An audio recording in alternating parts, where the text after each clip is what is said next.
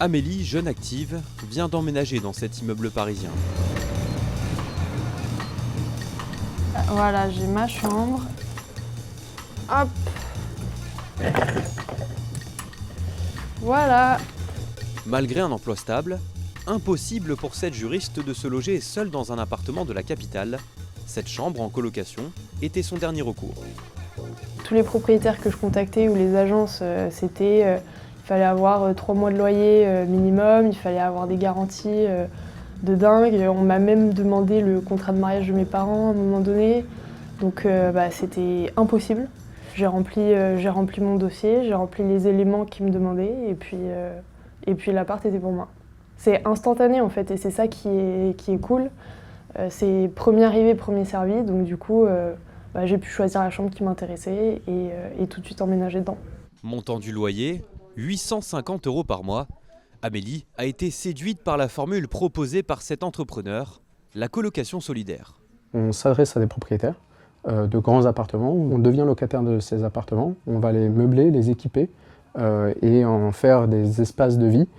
Et ensuite, on va proposer à chaque jeune actif, étudiant, français, international, de pouvoir s'y installer. On va s'engager sur le loyer, on va payer quoi qu'il arrive, peu importe le niveau d'occupation. La colocation solidaire n'est pas la seule possibilité pour se loger. En plein essor, le co-living, c'est le choix fait par Valentin.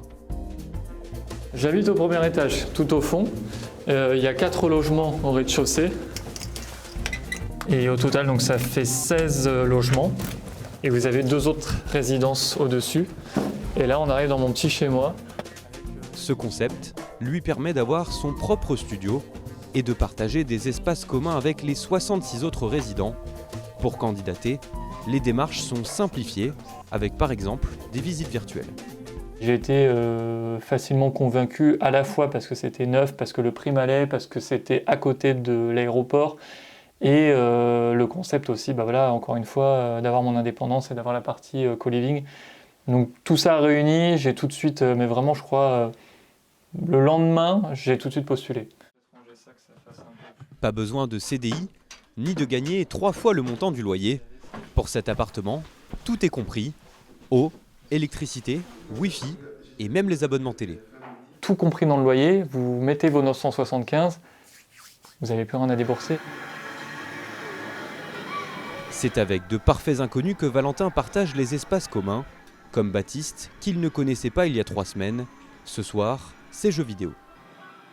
On commence à me doubler. On retrouve un peu son âme d'enfant, de retrouver la console. Même moi, je ne pensais pas qu'il y avait une console dans la résidence, donc c'est une belle surprise aussi. Une console, mais aussi une cuisine tout équipée, le tout dans 137 mètres carrés. Les repas ne sont pas forcément partagés. Ici, chaque résident est indépendant. L'espace peut accueillir jusqu'à 16 personnes.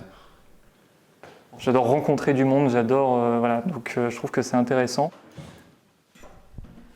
Comme Valentin, Baptiste se trouve chanceux d'avoir pu intégrer ce logement. Donc j'étais au chômage jusqu'à là et elle m'a dit c'est pas grave, c'est bon quoi. Et je pense qu'il n'y en a pas beaucoup des bailleurs qui font ça. Moi j'étais en rupture conventionnelle en fait, j'avais arrêté mon ancien métier pour entamer ma reconversion, donc je touchais le chômage. Mais j'étais en formation, mais du coup chômage, tu gagnes pas que, c'est pas le même salaire. Donc même quand je suis arrivé, je lui ai dit écoute, j'ai une promesse d'embauche, j'avais rien en plus, c'était juste un mail. Je lui ai dit est-ce que ça te suffit? Elle me dit ça me suffit. La personne qui leur a ouvert la porte du co-living, c'est elle. Bonjour Valentin, bonjour Baptiste. Salut, ça va? Ça va, vous allez bien? La forme? Ouais, ça se passe bien? Écoute, très bien, ouais. Impeccable, parfait.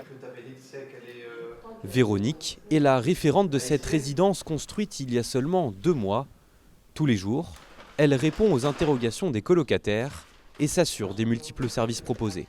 Les vélos qui sont à disposition, café qui est à volonté, la buanderie pour les machines à laver, l'intendance aussi, la personne qui vient faire le ménage des espaces partagés, la référente, donc moi-même, qui suis à leur disposition pour toute information utile ou pour quoi que ce soit.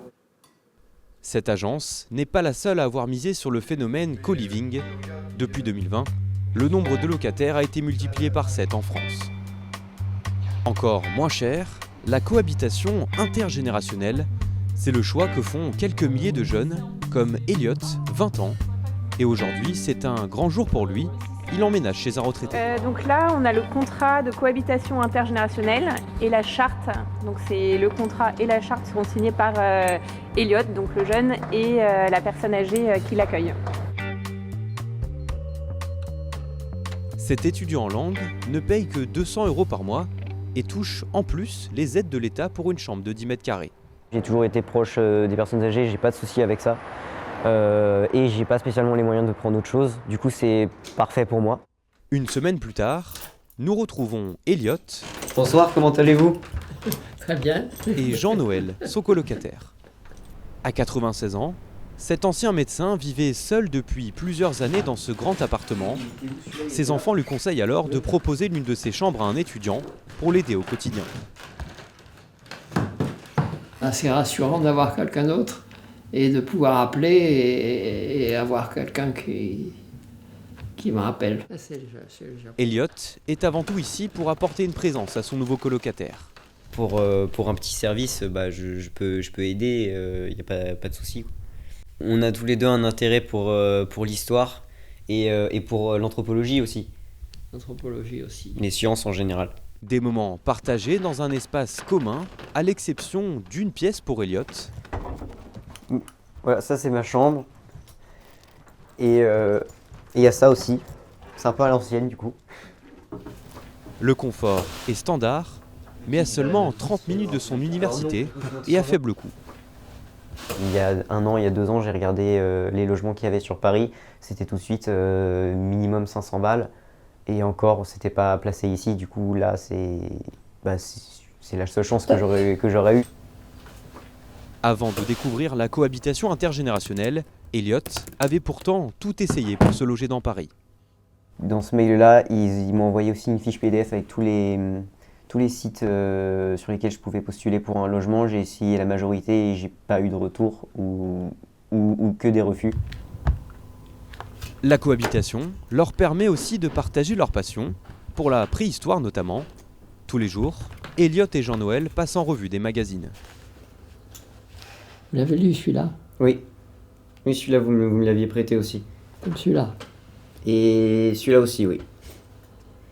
L'homme de préhistorique, évidemment, c'est pas tout à fait le nôtre. Oui, non, on a changé depuis. Une complicité malgré la différence d'âge qui pourrait continuer à se développer au-delà des 7 mois de contrat de cohabitation. C'est les préhistoriques. Ah oui.